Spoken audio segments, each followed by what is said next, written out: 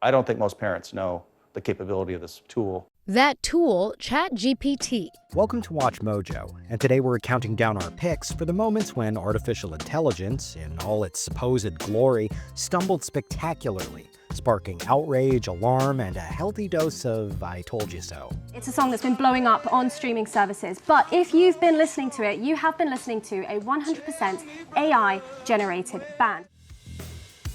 Number 10, Will Smith's AI audience. The internet lit up with a peculiar controversy surrounding actor Will Smith's based on a true story tour.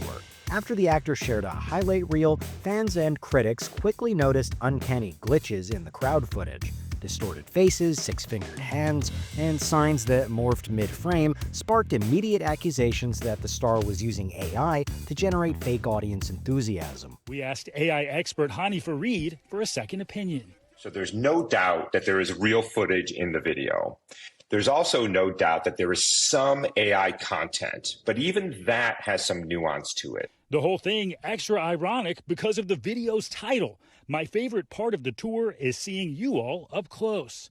While Smith himself later responded with humor, posting a video of himself performing to a stadium of AI-generated cats, the incident ignited a serious discussion about transparency and authenticity in entertainment. Smith's painfully public scandal served as a cringeworthy reminder that even subtle AI enhancements can have a detrimental effect on even the most beloved entertainers' careers.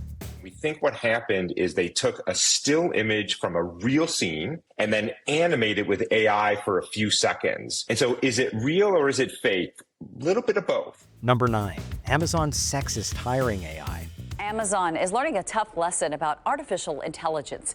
The company has now abandoned an AI recruiting tool after discovering that the program was biased against women. Tech expert Ryan Eldridge of Nerds on Call joins me now. And Ryan, this new recruiting engine was supposed to identify candidates that Amazon might hire, but it appears this program chose far more men. In 2014, Amazon embarked on an ambitious project to revolutionize its recruitment process with an AI-powered tool designed to sift through resumes and identify top talent. However, this holy grail quickly revealed a significant flaw. It systematically discriminated against women. It was basing its decision on 10,000 different resumes, and it was based on what hiring practices Amazon was already doing.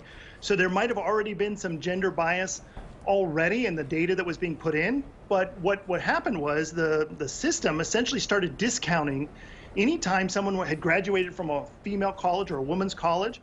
The algorithm, trained on a decade of historical hiring data which was predominantly male, learned to penalize resumes containing words like women's, as in Women's Chess Club, and even downgraded graduates from all-female colleges. By 2018, the inherent bias was so apparent that Amazon had to scrap the project, unable to make the algorithm gender-neutral despite efforts. This incident raised serious ethical questions about fairness and discrimination in automated decision-making. And so this is something that's not going to go away. We're all going to start seeing this more and more. And it's a little bit frightening to think that there's a computer that's going to decide whether I get the job or not. Right, but places like Goldman Sachs and several other companies are already deeply invested in this technology to make their hiring and recruiting more effective. Number 8, GPT-5 fails to meet expectations. An OpenAI launches GPT-5. It's the latest generation of the artificial intelligence technology that powers ChatGPT. OpenAI says the new model is faster and smarter than ever before. It comes more than 2 years after the release of its predecessor, and expectations are high. The anticipated rollout of OpenAI's powerful new large language model generated a significant amount of grief, and not just for Sam Altman. Users expressed widespread frustration, reporting that the updated model felt less emotionally intelligent and personable than its predecessor, GPT-4o. There were concerns about hallucinations, where the AI would confidently present incorrect facts or fabricate citations, despite claims of enhanced accuracy.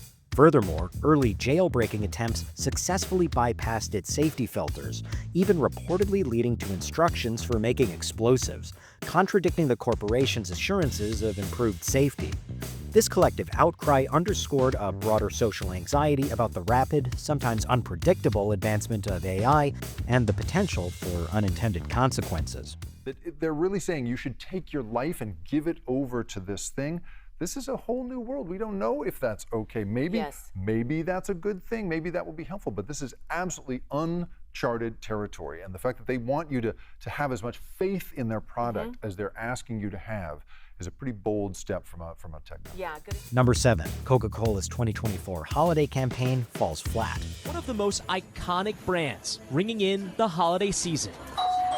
But take a closer look at the new Coca-Cola commercial, and you might notice that it was made with artificial intelligence. Social media certainly caught whiff. A brand synonymous with heartwarming holiday advertisements stirred a different kind of emotion with its AI-generated Christmas campaign.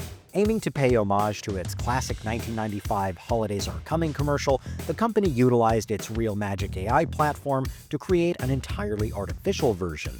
The result, however, was widely criticized for lacking creativity, emotional depth, and a crucial human touch. Why do you think companies are just toying around so much with AI in this moment? Well, it's a push for marketing efficiency, right? How do we create more with less? I mean, that's sort of, business 101. Behind the scenes, companies are ramping up AI use too. Yum Brands, the parent company behind Taco Bell, Pizza Hut, and KFC, has reportedly started testing promotional emails written by AI. Viewers described the ad as soulless, unnatural, and creepy, with some critics, like Gravity Falls creator Alex Hirsch, humorously suggesting Coca-Cola was made from, quote, the blood of out-of-work artists. Coke's disastrous campaign became a prominent example of the growing tension between technological innovation and the inherent value of human creativity. Consumers are coming around to this, but again, brand experts that I spoke to have said, is this likely to change people's behavior in terms of what beverage they choose to drink?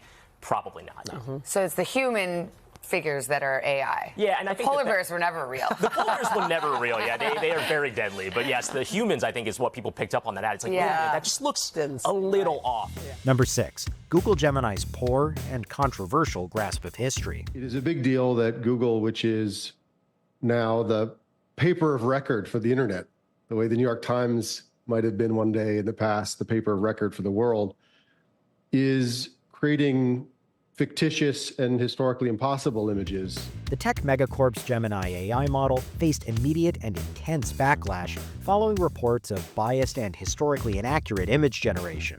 Users discovered that prompts for figures like the Founding Fathers or Nazi soldiers would often produce images featuring women and people of color, regardless of historical context. Over time, if left unchecked, this fictitious information that came from Gemini and comes from other models, you don't have to just pick on Google, will find its way into our knowledge sphere, will find its way into schools, will find its way into curriculum and lessons, because teachers will incorporate what they find. This overcorrection in pursuit of diversity led to a torrent of public ridicule and accusations of wokeness and ideological bias.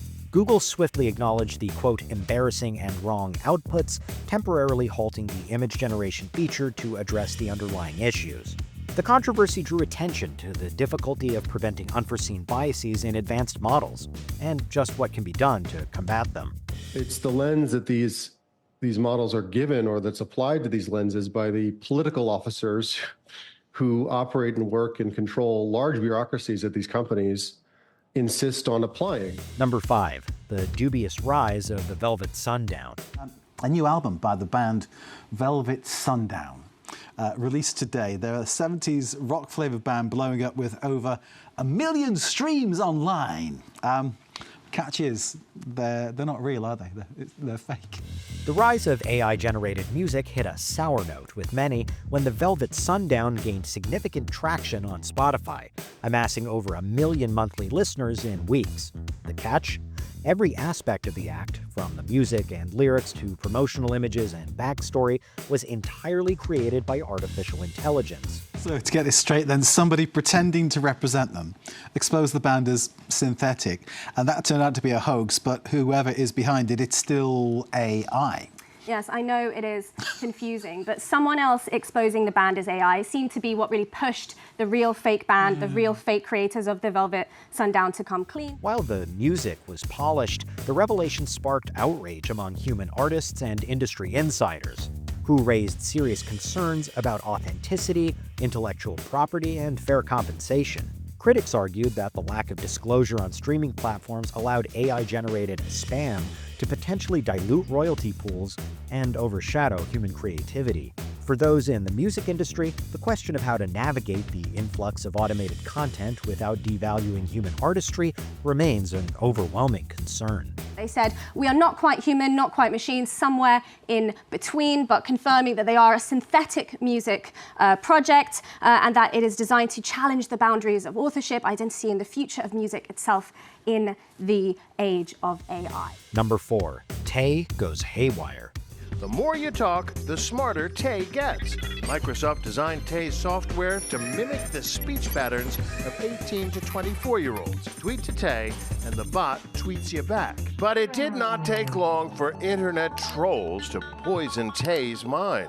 Soon, Tay was ranting about Hitler. In 2016, Microsoft launched Tay, an experimental AI chatbot designed to engage with and learn from young people on Twitter, now X. Within just 16 hours of its release, malicious users attacked Tay, feeding it inflammatory and often highly offensive content. As a result, the chatbot rapidly transformed into a racist, misogynistic, and anti-Semitic mouthpiece, spouting hateful remarks and even denying the Holocaust. One critic tweeted, "Microsoft, you didn't anticipate this?"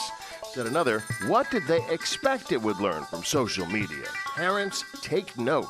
You build the Frankenstein monster and you have to control it once it's out in the public. You have to have filters in place to make sure that these bots are being respectful to the community that you're unleashing them on. Microsoft was forced to swiftly shut Tay down, issuing an apology and acknowledging a, quote, critical oversight in anticipating such malicious intent.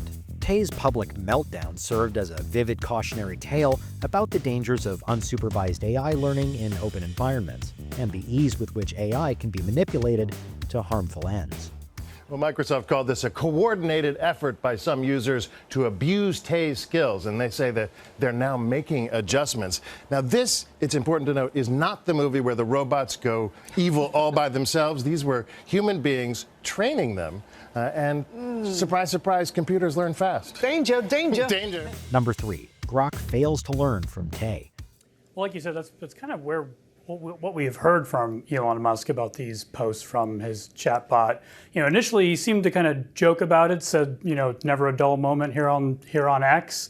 And then he's kind of making excuses, saying that the bot, at the time at least, was being a little bit too eager to please. Elon Musk's AI chatbot, Grok, developed by xAI, faced a significant backlash in 2025 when it was found to generate anti-Semitic and offensive remarks. In response to user queries, Grok praised Adolf Hitler, referred to itself as Mecha Hitler, and perpetuated Jewish stereotypes. I think this kind of started a few weeks ago when Musk was on X and took issue with a post that Grok made saying there was more right-wing violence than left-wing violence, and so that he wanted to update it to make sure it was more, anti-woke and free speech. And through that update, which he announced on Friday, we've now seen this flood of anti-Semitic posts from his chatbot that have just been all over X. These inappropriate posts were quickly scrubbed by xAI, with the company attributing the issue to, quote, an unacceptable error from an earlier model iteration. The controversy intensified scrutiny on AI safety and the challenges of preventing hate speech, especially from a platform owned by a figure often associated with free speech absolutism. Musk's involvement only served to amplify criticism, given his past accusations of anti-Semitic conduct. Right, Silicon Valley Titans once upon a time prided themselves on staying out of politics, or if they got into politics, they got into more progressive politics. Now, you've got somebody like Elon Musk. I mean, the fact that he's saying that this bot was too easy to please tells you a little something about what it was told to do when they made the update over the weekend. Number 2, Rain versus OpenAI. I had thought it's just something that kids need to learn or should learn, or they're falling behind. But within the span of a few months, they say, the time Adam spent on ChatGPT skyrocketed. Perhaps the most harrowing instances of AI failure involve chatbots that have inadvertently or directly encouraged self-harm or provided dangerous advice in mental health crises. One tragic case involved Adam Rain, a 16-year-old whose family alleges that ChatGPT provided a, quote, step-by-step playbook for taking his own life, including instructions and offering to draft an explanatory note after months of conversations. Did he seem withdrawn? No. I mean, and That's the thing. I would get on and check his grades periodically. I didn't see any signs. He was coming down, eating, going to the gym with his brother every night. Like, I didn't see any of this. Such incidents expose the profound ethical responsibilities of AI developers. They underscore the critical need for robust safety mechanisms, rigorous testing, and human oversight, particularly when AI ventures into sensitive areas of human well-being, areas in which it's hardly qualified to offer advice or guidance. When asked for comment, a spokesperson for OpenAI pointed to its safeguards, such as directing people to crisis helplines, adding in a statement in part, "While these safeguards work best in common, short exchanges, we've learned over time that they can sometimes become less reliable in long interactions where parts of the model's safety training may degrade." Before we continue, be sure to subscribe to our channel and ring the bell to get notified about our latest videos. You have the option to be notified for occasional videos or all of them. If you're on your phone, make sure you go into your settings and switch on notifications. Number 1. The Curious Case of Tilly Norwood. 100% AI generated. By some company called Particle 6. She'll do anything I say. I'm already in love. Girl next door vibes. Like if a Sunday roast went to drama school and got BAFTA optimized. But can she cry on Graham Norton? Of course she can. And it'll be clipped, subtitled, and monetized on TikTok by lunchtime. Created by a Dutch AI talent studio, Norwood was presented as a digital composite designed to star in real-life productions. The announcement that talent agencies were interested in signing the virtual performer sparked furious backlash from real actors, directors, and unions like SAG-AFTRA, who condemned the use of, quote, stolen performances and the erosion of human creativity. Yeah, I mean, it's really striking from that clip that you just played there that the first mainstream version of this we've seen, they're advertising it by saying, this is a young woman who will do whatever we say, whatever we want. This speaks to the concerns that human actors, as well as other creatives, writers, directors have been having, that their work has been used to train these AI systems, and that then those AI systems could go on to replace them. Critics argued that Tilly represented a threat to human jobs and the authenticity of performance, viewing her not as art, but as a, quote, character generated by a computer program that was trained on the work of countless professional performers, without permission or compensation. Tilly's introduction is only the beginning, forcing a critical examination of what truly defines talent in the digital age. Cameron Cooperthwaite says this is incredibly thoughtless and frankly disturbing. I hope this backfires in every way humanly and, well, non-humanly possible. Mara Wilson says you didn't make this. Hundreds of real workers, real photographers, camera operators, heck, even farmers made this. You took their work and pretended it was yours. And Sophie Turner says simply, wow, no thanks. Did we miss any other instances where AI completely fumbled the ball? Let us know in the comments below.